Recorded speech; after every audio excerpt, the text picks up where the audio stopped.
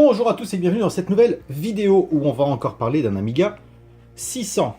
J'avais pas prévu de faire de vidéo sur cette machine, mais en ouvrant la coque, malheureusement, on voit qu'il y a quelques dégâts. Alors, je précise que la personne qui me l'a envoyé spécifiait que la machine fonctionnait parfaitement. Donc là, on va regarder la différence entre fonctionne parfaitement et état réel de la carte. On va avoir un problème ici. On peut voir qu'ici, on a une zone légèrement décolorée. Ça, c'est des coulures d'acide. On peut voir ici sur la photo que je vous mets en gros plan. En fait, cet aspect brillant ici, eh bien, c'est tout simplement de l'acide qui a coulé. Ensuite, et là, c'est quand même un peu plus grave, juste à côté de Paula, on a donc ce condensateur qui a coulé. Et donc, on peut savoir dans cette zone, encore une fois, je vous mets les photos en gros plan, que l'acide a littéralement attaqué les soudures. Les soudures sont carrément craquelées. Et là, c'est assez problématique puisque c'est une... c'est pas vraiment une résistance, je sais pas comment on appelle ce composant. En fait, c'est un composant qui est passant et qui sert à acheminer le 5 volts sur la carte. Là, on peut voir que les soudures sont vraiment en très mauvais état. Le problème, c'est que ça peut créer quelque chose de résistif et donc de monter la carte en température puisque l'électricité va forcer pour passer. Il y a un effet résistance qui va se faire. Idem pour la diode qui est à côté. Et ça peut être très problématique. C'est aussi pour ça que je ne teste jamais mes cartes sans avoir démonté la carte, justement. Je la démonte, je vérifie visuellement si c'est possible de la mettre sous tension ou pas. Là, il ne faut surtout pas la mettre sous tension, ça pourrait être problématique. Après, j'ai un autre petit souci avec les pins IDE ici, parce que là, je vous refais une photo en gros plan, mais je vois des traces de liquide. Alors, vu que le carton était à l'abri et n'a pas pu prendre l'eau, j'ai peur que les pins ne soit mangé. Donc on fera un test de solidité. Bon, et ben je vais vous montrer comment réparer cette carte et puis faire en sorte de repartir avec de belles soudures. Bien, on va commencer par un nettoyage à l'alcool isopropylique. Hop. Là, on n'hésite pas à faire baigner parce qu'à mon avis, pour que ce soit abîmé comme ça, il doit y avoir de l'acide un peu partout. C'est assez étonnant parce que ça n'a touché que cette résistance. Alors je vois du noir dessous, j'espère que ça n'a pas attaqué la carte mère.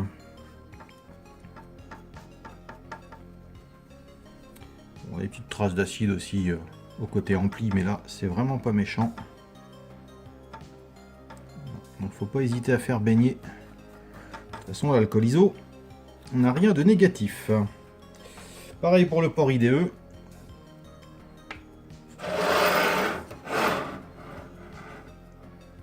On va directement aller faire baigner ça aussi à l'acide. Je vais même pas m'embêter d'ailleurs. Hop. Hop, allez, on fait couler de l'acide.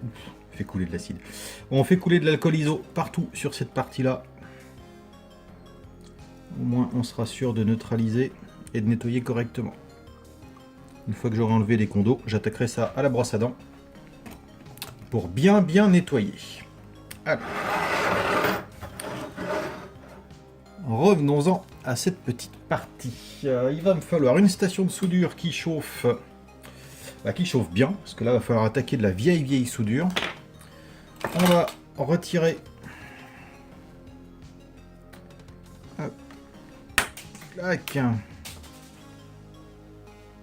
Bon là, faut y aller gentiment puisque on n'est pas sûr de l'état en dessous de la carte.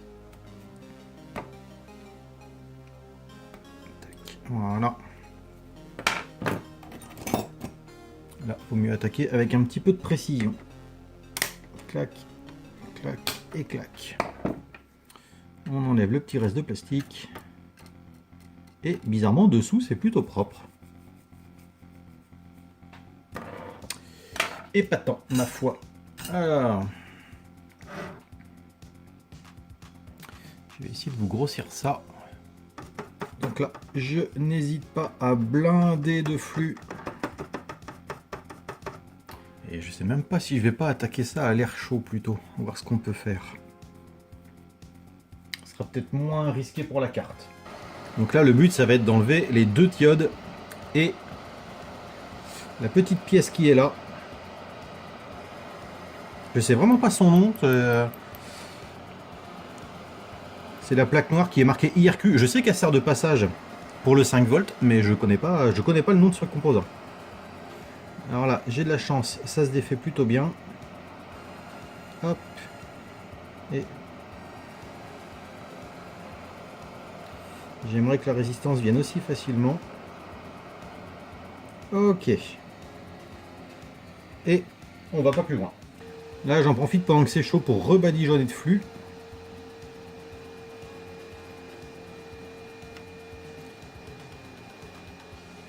Puisque je vais recharger toute la partie oxydée avec de l'étain propre pour ensuite pouvoir nettoyer. Là pour ça, je prends ma station Weller, ma grosse bête, avec une grosse panne, et je chauffe à 350 degrés. Le but c'est d'avoir une chaleur rapide pour pouvoir nettoyer sans insister sur la carte.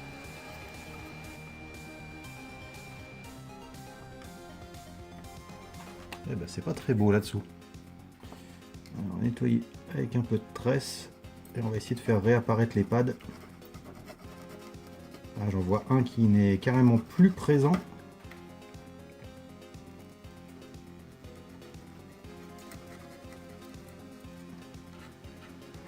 Là, il en manque un bout. Ah, c'est pas bon ça.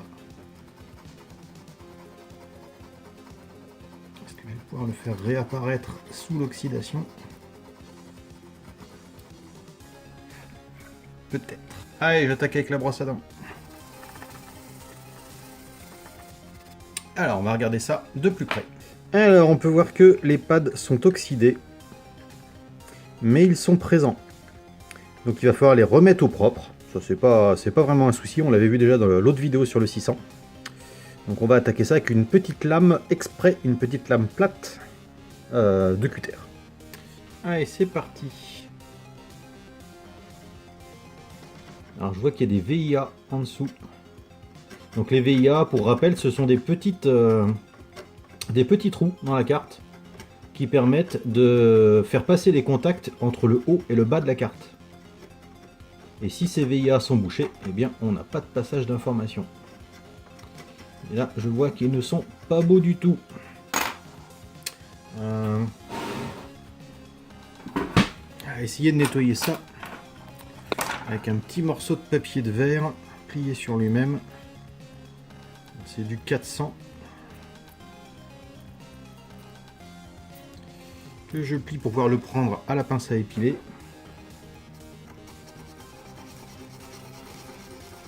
Et à frotter les contacts. Voilà. Ah, ça c'est plutôt pas mal.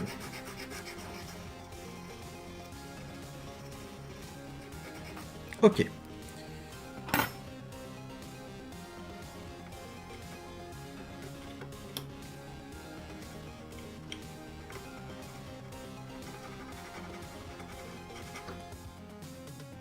Un petit coup de brosse à dents.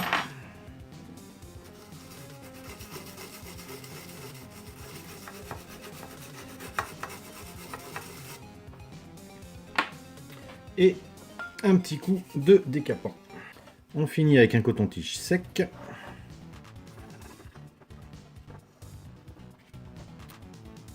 Et c'est quand même plutôt pas mal. Maintenant, contrôle des VIA. Alors, je ne sais pas si je vais pouvoir le filmer, il me faudrait un plus grand angle. Mais bon, je vais tout simplement mettre mes deux contacteurs de mon multimètre dessus et dessous la carte, voir si le contact se fait. Si ça se fait, bon, on touche à rien. Si ça se fait pas, par contre, il faudra faire passer un petit fil de cuivre dans le VIA et le souder de part et d'autre pour recréer le contact. Alors, j'ai gratté un peu les VIA pour pouvoir les tester parce que c'était vraiment pas facile. Alors, on va tester déjà les pads et les VIA. Là, ça passe. Là, ça passe. Celui-là ne nous intéresse pas. Celui-là passe. Celui-ci, on l'a testé. Maintenant, à tout hasard, est-ce que ça, ce serait une masse? Effectivement, et là, on voit que ça passe. Ça, c'est pas la masse. Mais ça, c'est un plan de masse. Et on voit que c'est relié à la masse. Donc, là-dessus, pas de souci. Hop, allez, on pousse la carte. On va regarder ce qu'on peut faire avec ça. Donc là, on peut voir qu'elles sont bien oxydées. Bon, bah là, il va falloir les gratter. Les gratter, puis tester si elles fonctionnent. Bon, tester les diodes, ça, c'est pas un souci. On se met en mode diode sur le multimètre et on voit si elles sont passantes dans un sens et non passantes dans l'autre. Et puis, elle, son rôle, c'est d'être passante. Bah, on va vérifier si elle est passante. Allez, je nettoie.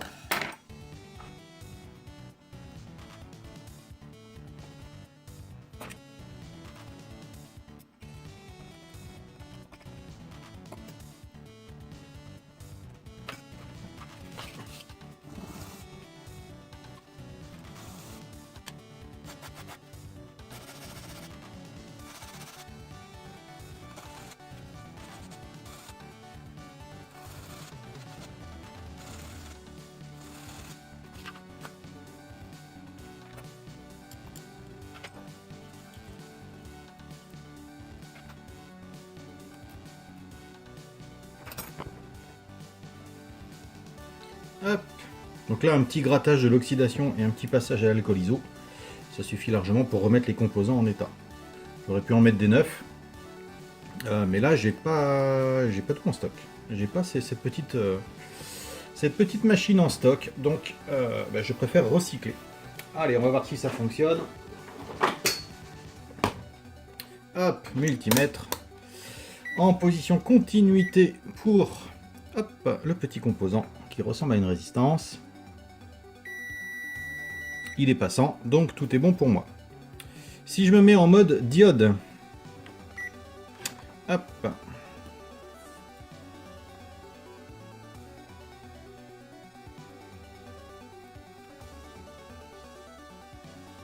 ça passe dans un sens et ça ne passe pas dans l'autre.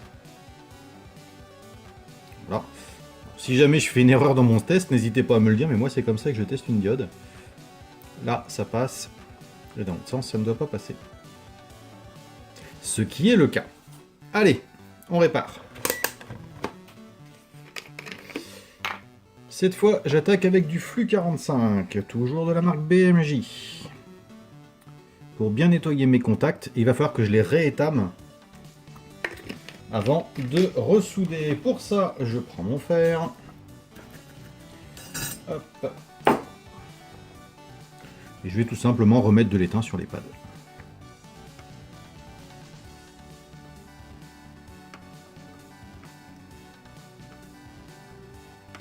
Voilà, pour être sûr que la soudure accroche bien. Hop, ça accroche bien. Je reprends de la tresse à dessouder. Alors là, je prends de la tresse qui a déjà servi, qui est déjà pleine d'étain.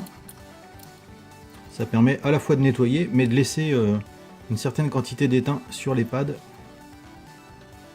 Voilà, pour que ce soit plus facile à ressouder. Hop. Allez, on rattaque. Pour ce faire, je prends du flux en pâte bien épais. Et là, je badigeonne. Là.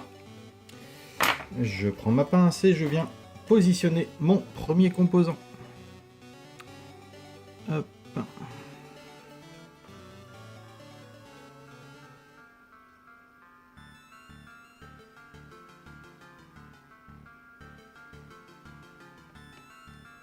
Tac. Donc c'est important de bien le centrer. C'est pas que esthétique, c'est aussi parce que si c'est pas centré, on peut avoir un pad qui vient toucher, enfin plutôt le composant vient toucher deux pads en même temps, et du coup ça crée un court-circuit. Ça arrive assez souvent quand on fait de la soudure au tantal, les pads sont assez proches les uns des autres, des fois on peut être amené à faire un court-circuit. Hop, ça c'est pas mal.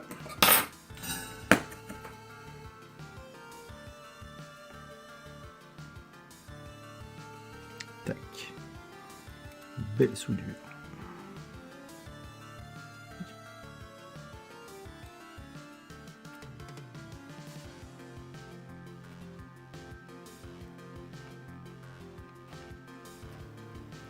Là, c'est quand même bien plus beau que ce que c'était. J'en profite pour préparer mon tantal.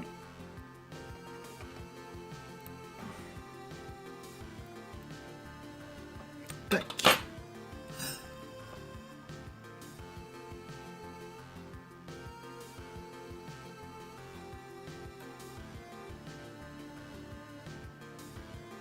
Et voilà. Je reprends mon multimètre, toujours en mode continuité. Pas de court-circuit, pas de court-circuit. Là, ça doit passer. Ok. Ok. Et mon Tantal n'est pas en court-circuit. Donc pour cette partie-là, c'est réparé. Maintenant, on va aller... Pop.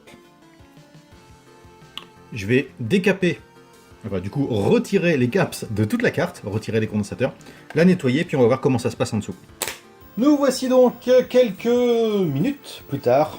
Rien d'autre d'anormal sur la carte, pas d'autres traces d'acide. J'ai dû toutefois retirer le RF modulateur qui était dégoulinant d'acide. Donc oui, je vais le faire baigner dans du vinaigre blanc pour être sûr de désactiver complètement l'acide et je le remettrai en place après. Ensuite, démarrage de la machine. Ah, il faut peut-être que je l'allume. Pardon. Démarrage de la machine. Tac. La LED verte s'allume. Le lecteur de disquette est en route. On est sur un Amiga Test Kit, bien évidemment. Et la première chose qu'on va faire, c'est tester l'audio. Déjà, la souris fonctionne, le lecteur de disquette fonctionne. Allez, on teste l'audio avec une sinusoïde à 500 Hz. Donc sur l'oscillo, on doit avoir une belle courbe. Pas du tout hachurée ni coupée. Voilà. Elle est nickel. Si on va aller chercher plus loin, on peut même avoir une mesure qui nous dit qu'on est bien à 500 Hz. Bilan de cette réparation, on voit encore une fois que l'acide est un ennemi invisible. Et là, c'est une carte, je suis sûr que le propriétaire était parfaitement sûr qu'elle était 100% fonctionnelle. Là, vous avez pu voir que l'acide avait déjà commencé à ronger certaines parties. Ça peut être très dangereux pour la partie électronique. On peut avoir un composant qui, du coup, va monter en température, chauffer et creuser la carte. Ça, c'est déjà arrivé. Donc, n'hésitez pas, si vous avez des vieux Amiga, principalement, je vais le répéter parce qu'on me le demande encore très souvent, donc je fais un petit rappel. Les seuls Amiga concernés sont les 600, les 1200, les CD32. Donc tous ceux qui ont des composants, des petits composants aluminium. Par exemple, un Amiga 500, un Amiga 1000, ou même un 2000, c'est du traversant comme ça. Ça ne craint rien. C'est conçu pour exploser vers le haut si jamais il pète, jamais vers la carte mère. Donc il n'y a pas réellement de dégâts possibles. Par contre, sur ces petits bitonios, vous voyez, à l'époque, j'en ai fait une grosse quantité, je les utilise plus du tout. Bon, ceux-là, ils sont modernes, donc ça passerait bien. Le problème de ceci, c'est qu'avec le temps, au bout d'une trentaine d'années, l'acide coule et il coule vers le bas. Et c'est là où il fait les dégâts qu'on a vus tout à l'heure. Donc, si vous avez un 500 ou un 1000, un 500 plus ou quoi que ce soit, même un 2000, c'est pas nécessaire. Si vous n'avez pas de problème, si vous n'avez pas de problème avec votre machine, c'est pas nécessaire de remplacer les composants. Par contre, sur 600, 1200, CD32, c'est obligatoire. Voilà. Et idem pour le 4000. J'ai oublié le 4000, c'est vrai que lui, il n'y a pas que la pile qui le détruit. Les condensateurs aussi. Voilà, j'espère que cette vidéo vous aura plu. Et puis je vous dis à très bientôt pour de nouvelles vidéos. Ciao!